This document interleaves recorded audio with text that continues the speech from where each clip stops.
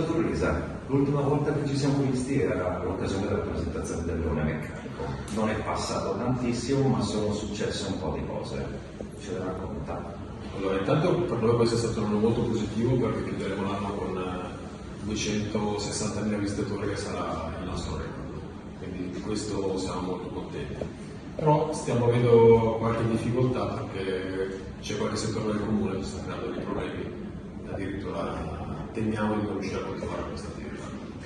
Non continuare vorrebbe quindi dire chiudere una realtà che da 11 anni, se non ricordo male, è una presenza fondamentale nella nostra città, parliamoci chiaro. È un museo non particolarmente grande, ma con dei numeri da capogiro. Come è possibile, secondo lei, che sia venuto fuori una cosa di questo genere, cioè che ha spiazzato tutti, voi in primis, ma anche noi che della cultura e dell'arte di Milano facciamo la nostra ragione di vita? Allora, io, certo, le ipotesi sono tante. Erano già qualche tempo che più soggetti mi dicevano che questo spazio cominciava a fare anche gola a attività diverse dalla cultura, appunto, che chiaramente fanno altri numeri, sia legati a attività commerciali o ristorazione o altre cose.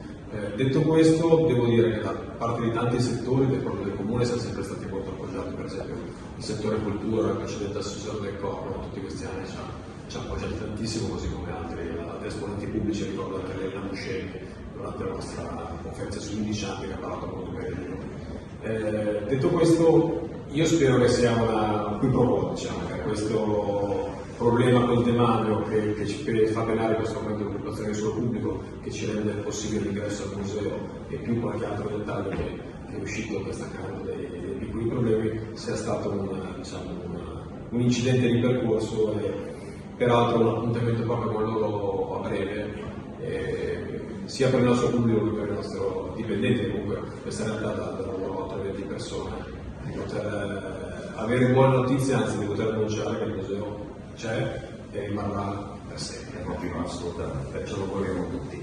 Un'ultima domanda.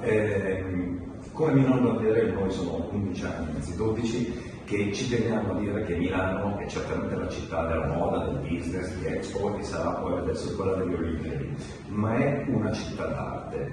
Dal suo punto di vista, com'è il rapporto tra Milano, l'arte e la cultura? È abbastanza valorizzato o si potrebbe fare di più? No, sicuramente si potrebbe fare molto di più.